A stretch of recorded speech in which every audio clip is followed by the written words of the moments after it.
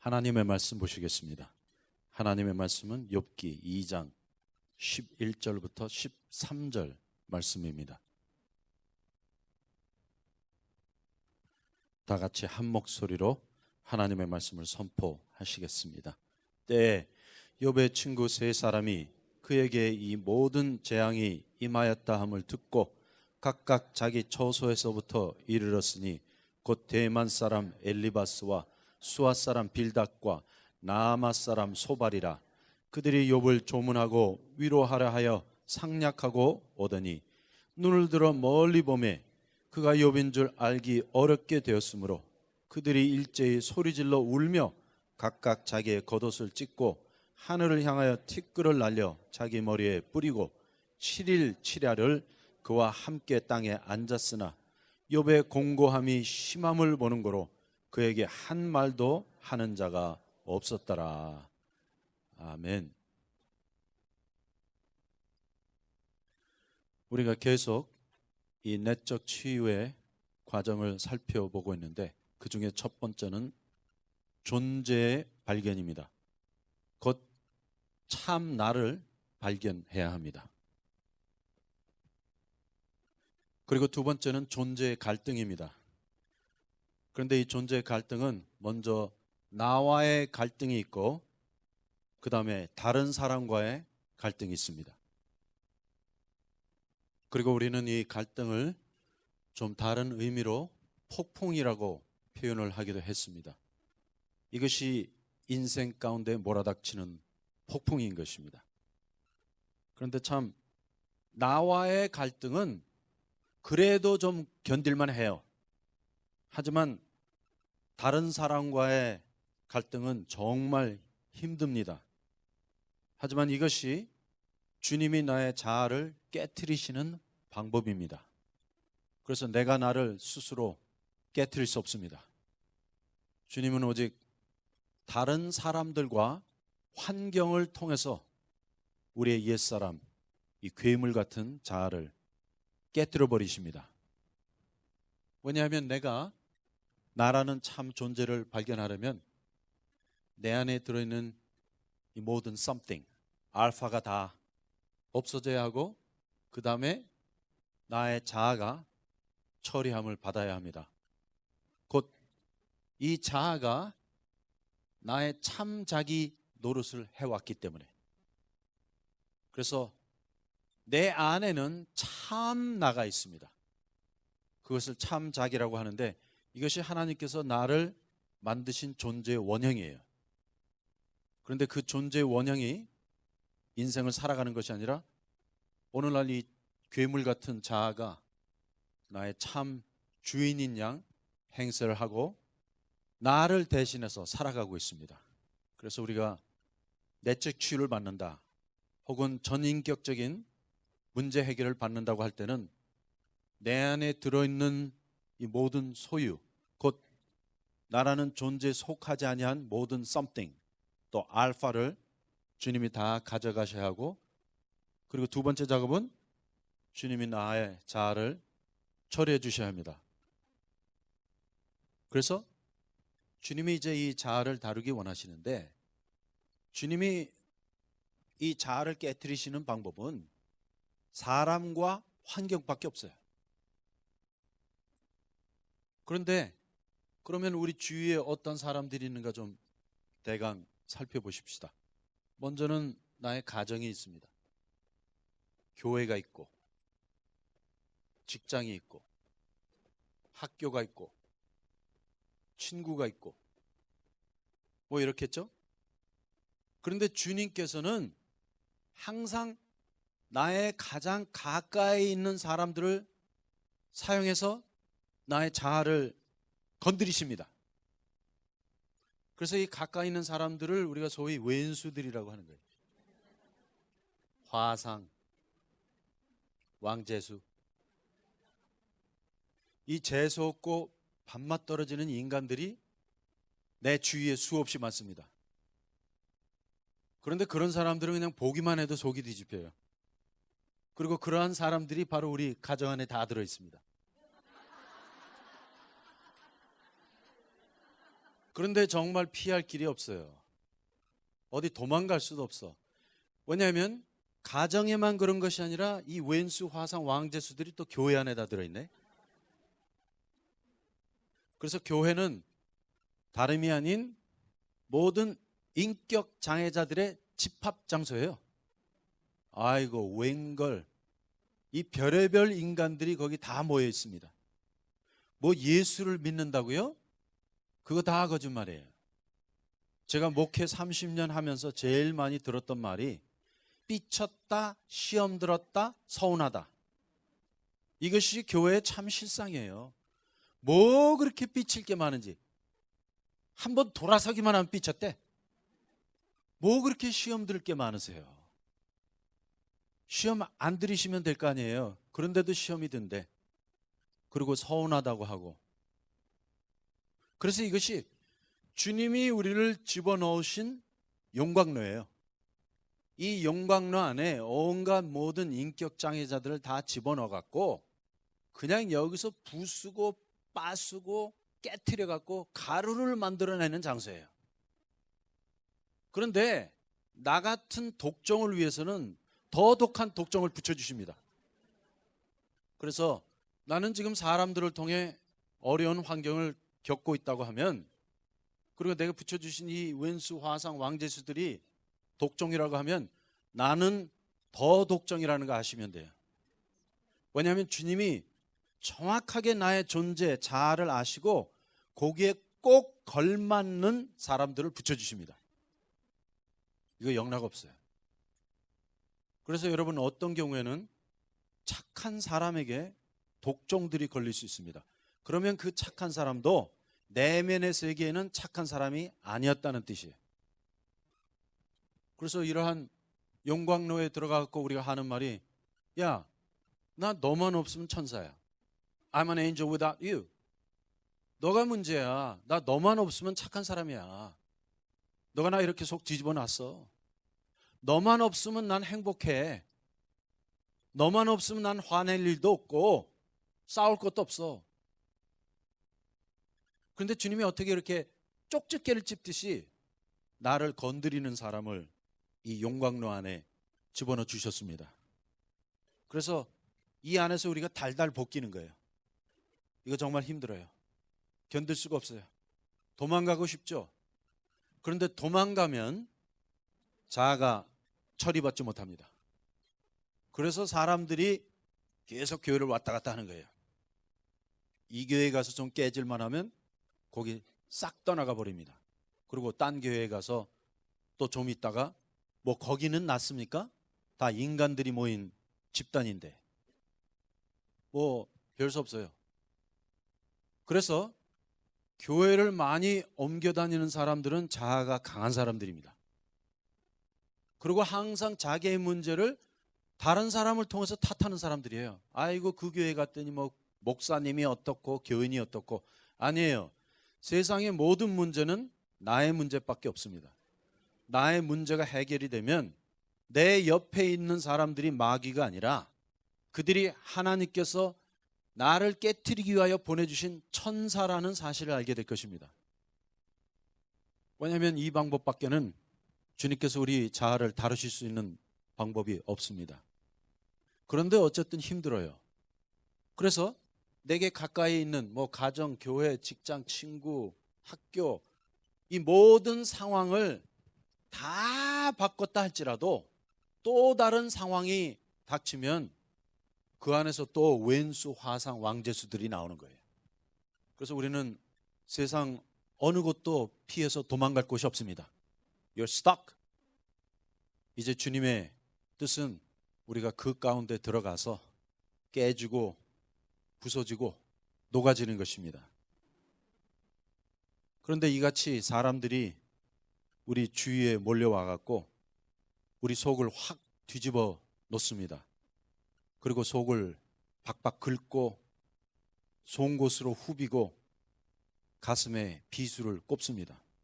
쉽게 말씀드리면 나를 건드린다는 거예요. 그런데 이 나는 나라는 존재의 원형이 아닌 나의 자아, 존심을 건드리고 있다는 것입니다. 그런데 사람마다 그 존심을 건드리는 버튼이 있어요. 그 버튼만 딱 누르면 이거 사람이 헷가닥 하는 거예요. 그런데 그 누르는 버튼을 가장 잘 알고 있는 사람들이 다 내 가족이요, 교회요, 직장이요, 학교요, 친구인 것입니다. 그래서 그거 와서 계속 송곳으로 후비고 속 박박 긁고 건드리면 사람들이 그 말 하잖아요. 야, 너 나 더 이상 건드리지 마. 그럼 이거 무슨 뜻이에요? 건드리지 마 하고 경고할 때 여러분 거기서 좀 멈추셔야 돼요. 왜냐하면 더 나가면 이제 내 안에 들어있는 진짜가 나온다는 뜻이야. 그래서 사실은 조금 더 가야 돼요. 가갖고 속 안에 들어있는 진짜가 나오게 해야 하는데 주님이 얼마나 정확하신지 이러한 화상들을 통해서 나의 내면의 세계에 들어있었던 전부가 다 폭발해서 나오게 하십니다. 체면, 위신, 나중에 그런 거 없어요. 이 속 안에 들어있던 유치하고 추잡스럽고 간사하고 더럽고 흉측한 나의 참모습을 실제 그대로 다 보여주십니다.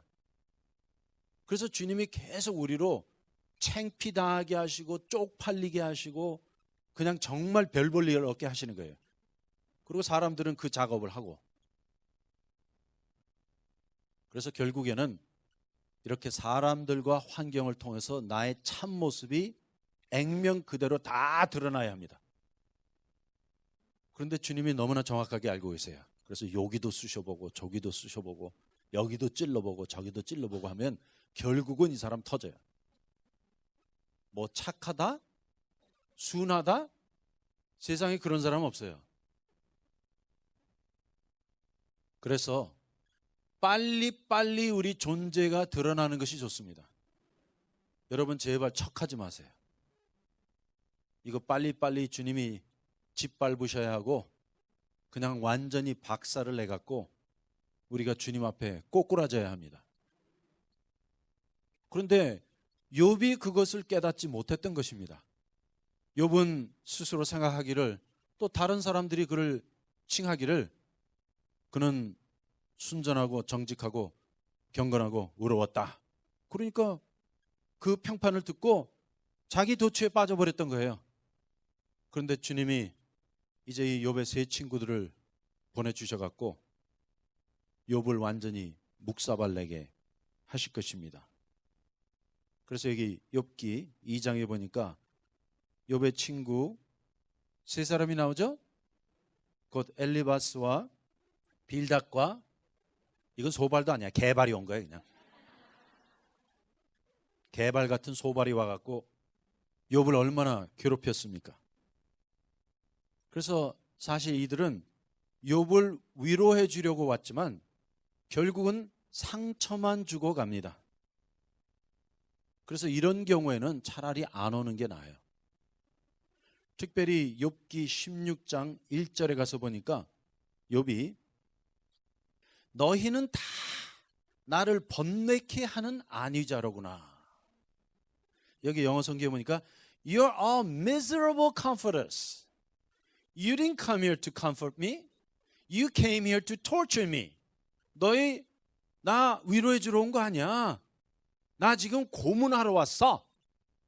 이것이 욥의 고백이었습니다.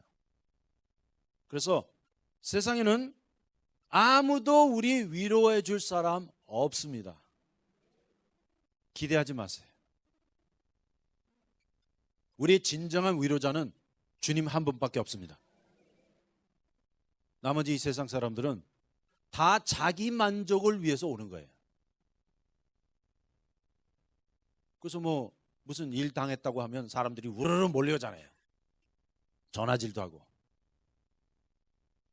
그런데 그 의도가 뭐예요? 나를 위해서 전화 걸어준 것도 아니고 나를 위로해 주기 위하여 찾아온 거 아니에요. 그거 찾아와 갖고 이 사건의 내막, 왜냐하면 인간의 죄성 안에 호기심이 들어있거든요. 요거 좀 어떻게 더 파내갈까. 그래갖고 그 사람들이 전화질 해갖고 모든 소문을 다 퍼뜨리는 사람들이에요. 그래서 잠언에 보니까 다른 사람의 이야기는 마치 별식과도 같아서 사람의 깊숙한 뱃속까지 내려가느니라 했는데, 다른 사람 이야기 듣는 것은 요거 완전 꿀맛이에요. 그래서 자꾸만 전화해갖고 그 가정의 내막, 교회의 내막 이런 거 좀 들어보려고 하는 것이지, 진정 나를 위로해 줄 사람은 없습니다. 또 위로해 주러 갔다 해도 이렇게 무서운 환난과 역경을 당한 사람에게는 정말 위로의 말이 없어요. 아들 7에 딸 셋, 양 7천에 약대 3천에 소가 500결이에 암나귀 500 잃고 악창이 걸려갖고 알거지가 돼서 길거리에 내려앉은 사람에게 여러분 가서 무슨 말 하시겠어요? 할 말이 없어요. 지금 욥은 완전 쫄딱 망하고 하나님께 버림을 받아서 망연자실한 상태에 있습니다. 거기에 가서 무슨 말 하시겠어요? 제가 아는 분 가운데 좀 시간이 오래돼서 기억이 잘 안 나지만 그분이 아들이 둘인가 있고 딸이 하나가 있으셨어요. 그런데 그 큰아들이 지체불구자로 태어났습니다. 소아마비로 태어나갔고 자라는 과정 가운데 어려움이 많았는데 공부를 열심히 해갖고 나도 나 같은 사람 위하여 봉사하겠다 하는 마음으로 의사가 됐어요. 의사가 되고는 결혼을 해서 아기를 하나 낳고 저 전중과 지방에서 병원을 개업해서 살고 있었습니다. 그런데 어느 날 전화가 온 거예요. 어머니 큰일 났습니다.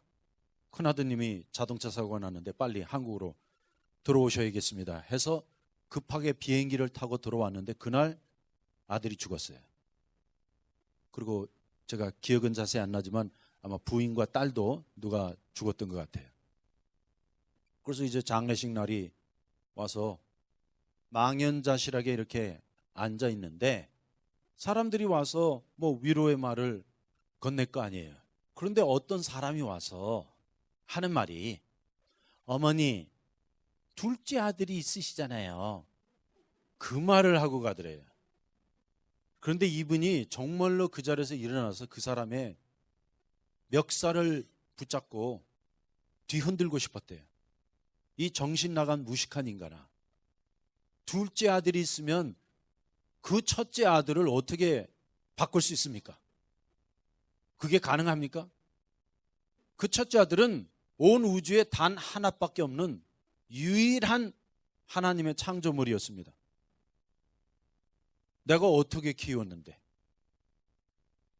그 큰아들이 어떻게 공부해서 의사가 됐는데, 여러분 부모의 마음이 어떻게 위로받을 수 있겠습니까? 옛날에 두 집이 있었는데 요 앞에 집은 딸이 7이고 뒤에 집은 아들이 7이에요. 그러다 보니까 아이고 저 집에는 딸이 너무 많고 이 집에는 아들이 너무 많아서 엄마 아빠가 밤에 몰래 만난 거예요. 그래서 우리 그 집에서 딸 하나 주고 우리는 아들 하나 줄 테니까 하나씩만 바꾸시다 해갖고 엄마 아빠가 이제 밤에 누굴 바꿀까 궁리를 하는 거예요. 근데 큰아들은 못 바꾸잖아요. 큰딸도 못 바꾸고. 이 막내를 어떻게 바꿔? 그래서 막내도 빠지고. 둘째를 보니까 둘째가 마음씨가 제일 착해. 셋째는 또 제일 예뻐. 넷째는 엄마 아빠한테 너무 잘해줘. 그래서 결국은 하나도 못 바꿨다는 옛날 이야기가 있습니다. 바꾸긴 누굴 바꿔요? 자식을 잃어버린 부모의 마음을 누가 이해할 수 있으며 무엇으로 그것을 위로할 수 있겠습니까? 제가 프린스턴 신학교에서 공부를 할 때 그 프린스턴 신학교에 이상현 박사님이라고 조직신학 교수님이 계십니다. 한국 교수님 가운데서는 미국 유명 신학교에서 가르치시는 거의 유일하신 교수님이신데, 이 이상현 박사님께서 아들이 둘인가 있고 딸이 하나 있었어요. 이 딸이 막내입니다. 막내딸인데 위에 아들들은 좀 나이가 있고 한참 있다가 딸을 보셨어요. 그래서 박사님이 꽤 연세가 있으신데 딸이 고등학교를 다니게 된 거예요. 그러고는 어느 날 자기 고등학교 친구들과 함께 영화를 보러 간 거예요. 영화를 보러 가갖고 영화가 끝나고 이제 걸어서 집으로 돌아오게 돼 있는데 바로 이런 언덕 사이로 이제 걸어오고 있는 거예요. 왜냐하면 미국에는 인도가 따로 돼 있지 않습니다. 그래서 도로가 있고 사람이 걸어 다니는 길이 거의 없어요. 그래서 그 길을 따라서 이렇게 걸어오고 있는데 아마 앞에서 차가 왔던 것 같아요. 그러니까 친구 셋과 가다가 이 애가 오는 차를 피하려고 언덕 위로 잠깐 올라간 거예요. 한 두 걸음 정도 올라갔어. 올라가면서 발을 잘못 디뎌갖고 그 언덕 밑으로 떨어진 거예요. 언덕 밑으로 떨어졌는데 떨어진 그 높이가 한 1m 되는 언덕에서 굴러 떨어진 거예요.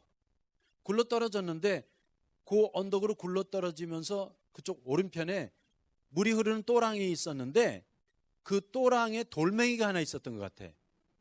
그 돌멩이를 머리를 치고는 거기서 기절을 한 거예요. 기절을 했는데 또랑에 물이 얼마만큼 많이 흐르고 있었느냐 하면 한 10cm. 그러니까 그 위에만 살짝 흐르고 있는 물인데 그만 얼굴을 밑으로 하고 기절을 해버린 거예요. 그리고 같이 있던 친구들은 가버리고. 그래서 그 교수님의 딸이 그런 상황에서 익사를 해버린 거예요. 뭐 상상을 초월하는 일이 일어난 거죠. 외동딸이. 그러니까 얼마나 정말 고통받으셨겠습니까? 그래서 장례식 날이 왔는데 많은 사람들이 와서 뭐 또 조문하고 위로의 말을 하는데 여러분 장례식에 가서 제발 말씀 좀 하지 마세요. 그냥 가만히 그분의 손을 붙잡고 그 고통을 같이 나누시면 돼요. 그 외에 인간의 말은 전혀 도움이 되지 않습니다. 그런데 그때 조문객 중에 한 사람이 와서 하는 말이 아니 교수님, 박사님이 조직신학 가르치시잖아요. 그래서 그 조직신학 더 잘 가르치시라고. 하나님에 대한 신학을 가르치고 계시니까 그 신학 더 잘 가르치시라고 이 딸 데려가신 거예요. 여러분을 싹 가버린 거예요. 아니 그러면 그렇게 우리 자식이 하나 죽어갖고 내가 신학을 더 잘 가르치게 된다면 너 신앙 잘 믿기 위하여 네 새끼들도 다 돼져야 되는 거 아니야? 그런 생각이 드시더래요. 그래서 우리는 이렇게 어려움을 당한 사람들을 대할 때 세 가지 태도를 취할 수 있어야 합니다. 첫 번째는 심파티라고 하죠. 그래서 심파티라는 것은 심은 가치라는 뜻입니다. 가치. 파티는 헬라어 파토스, 고통이라는 데서 나왔습니다. 그래서 같이 고통을 느낀다 해서 심파티 하면 동정이란 뜻이에요. 동정하는 마음을 갖는다. 그런데 이 동정은 절대 그 사람에게 도움이 안 돼요. 오히려 그 다음을 보면 엠파티가 있습니다. 이 M이라는 것은 안에 들어있다는 뜻이에요. 파티는 고통이란 뜻입니다. 그래서 엠파티 하면 그냥 동정 정도가 아닌 내가 당신과 함께 같이 이 고통을 느끼고 있습니다라는 뜻입니다. 그래서 우리에게 필요한 것은 이 엠파티지 심파티가 아니에요. 하지만 되게 많은 사람들은 가서 아이고 이걸 어떻게 하면서 심파티만 하는데 진정으로 그 사람에게 필요한 것은 엠파티예요. 그래서 성경에 말씀하시기를 우는 자와 같이 울고 기뻐하는 자들과 함께 기뻐하라. 이것이 성경의 진리예요. 울면 같이 울면 돼. 기뻐하는 데 가서 청승 떨지 말고 같이 기뻐해 주세요. 그래서 이것을 우리가 동감이라고 합니다. 그리고 이러한 동감과 공감은 그냥 말로만 할 수 있는 것이 아니라 우리 감정과 영적인 차원에서 그 사람과 함께 같이 있어주는 것입니다. 그 자리에 같이 있어줘야 합니다. 그리고 이제 세 번째가 에파티라는 것이 있습니다. 이 에파티라는 것은 하면 아니다라는 뜻이에요. 없다. 파티가 없다 하는 것은 고통이 없다. 그래서 이것을 무감각, 마치 세상에 있는 흉악한 죄인들이 사람 죽이고 나서 당신 무슨 짓을 한 것입니까? 하고 물어보면 그냥 아무 표정 없이 무감각한 거. 그래서 심퍼티, 엠파티, 에파티가 있는데 우리에게 필요한 것은 엠파티입니다. 그래서 제발 입 벌리지 말고 가만히 계십시오. 그런데 이상현 박사께서 이렇게 고통의 기간을 지나고 있는데 그 교회 교인 가운데, 물론 미국 분이죠, 일주일 동안 그 집을 떠나지 아니하고 그 집에 와서 조용히 기도하고 갔던 사람이 있었다고 합니다. 거의 한 8시간씩 리빙룸에 와서 앉아서 조용히 기도하고 간 사람이 있었다고 하는데 그 사람만 생각이 나신대요. 그리고 아주 큰 위로를 받았다는 말씀을 들은 적이 있습니다. 그리고 우리가 해야 할 말이 있습니다. 그 중에 첫 번째는 I understand. 나는 당신을 이해합니다. 또 당신이 거치고 있는 역경과 환난과 고난을 이해합니다. I understand. 여러분, 그 한마디가 그 사람의 마음 전부를 다 녹여줄 수 있습니다. 이것이 진정한 위로의 말이에요. 그 사건이나 상황에 대한 평가를 하지 마시고 그냥 두 손을 붙잡고 눈을 바라보고 진실한 마음으로 I understand. 나는 당신을 이해하고 당신이 겪고 있는 환난, 고난, 역경, 환경을 이해합니다. 그리고 그 한마디로 우리 마음이 다 녹아집니다. 그리고 두 번째, I believe you. 나는 당신을 믿습니다. 사실 욥이 듣고 싶었던 말은 이 두 마디밖에 없어요. 나는 당신을 이해합니다. I believe you. 쉽게 말씀드리면 욥, 당신에게 이렇게 무서운 재앙이 임했지만 이것은 당신의 죄 때문이 아니라 당신은 정말 순전하고 정직하고 경건하고 의로운 사람인데 이러한 일이 일어났다는 것은 우리가 설명할 수 없는 하나님의 섭리로 말미암은 것이군요. 하지만 나는 당신의 성품과 인격을 믿습니다. 바로 이거예요.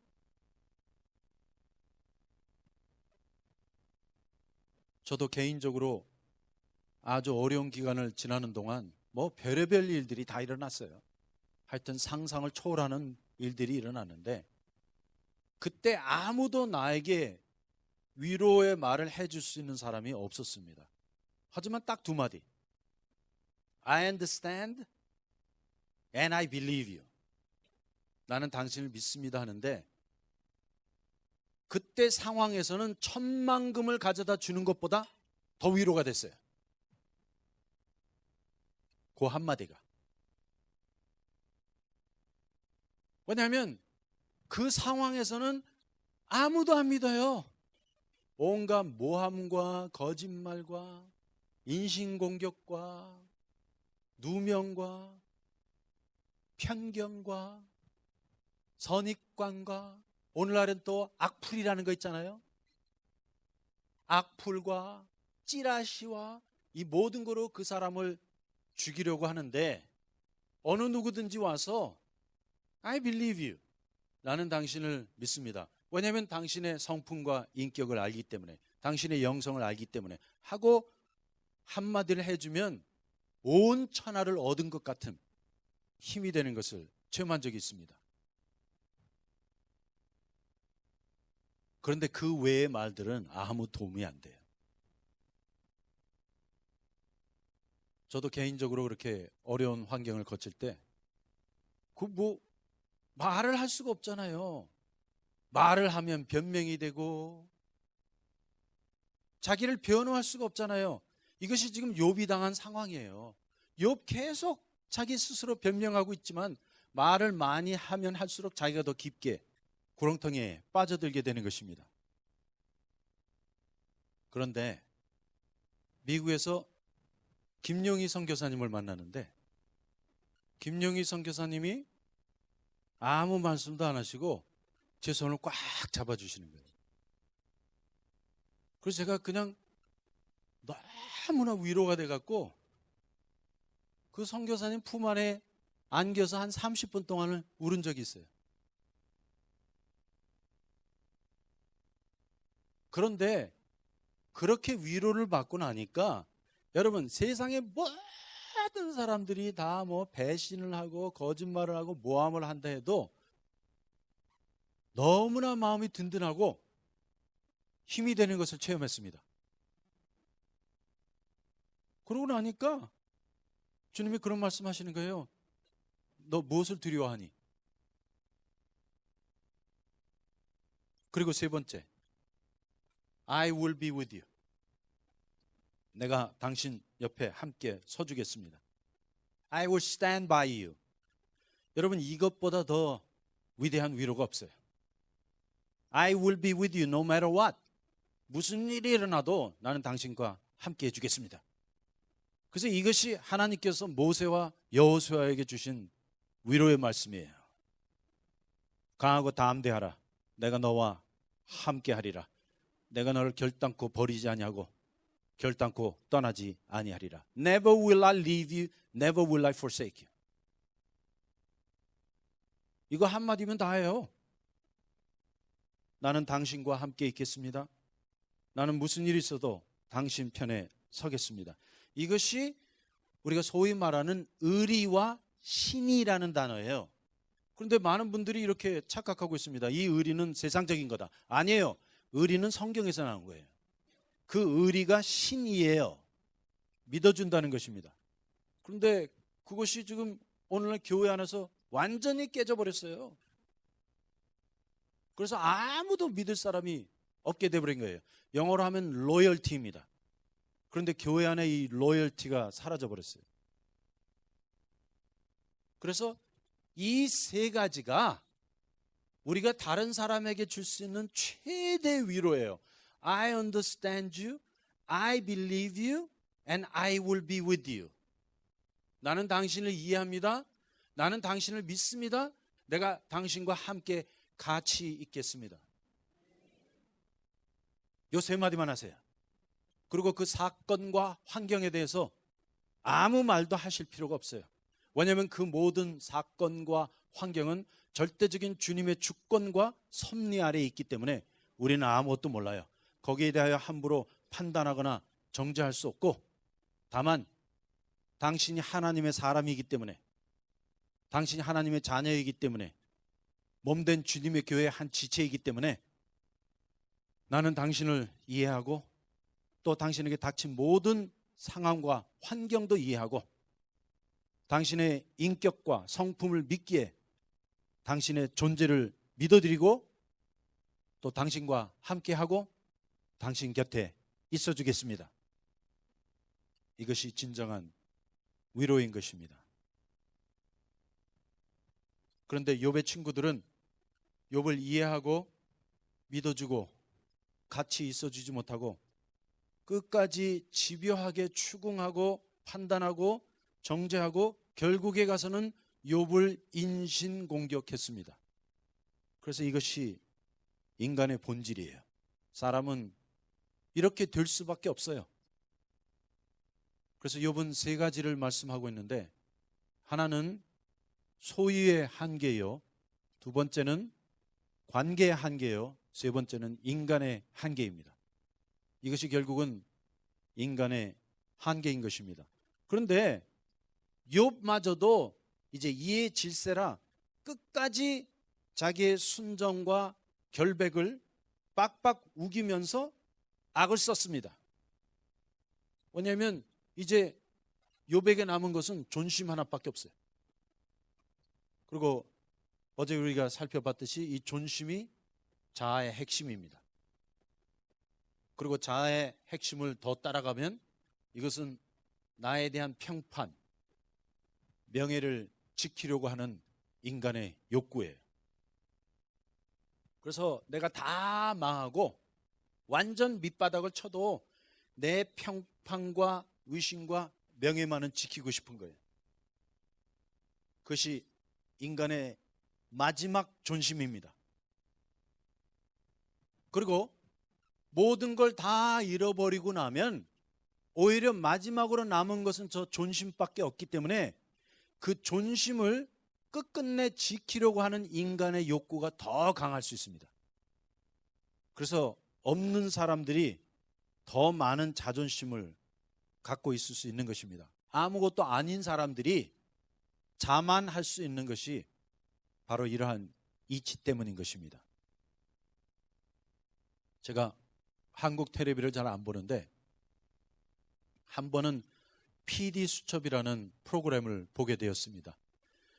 그런데 그 PD수첩이라는 프로그램 내용 안에 어떤 살인 사건을 다루게 되었는데 바로 아들과 며느리가 시어머니를 죽인 사건이었어요.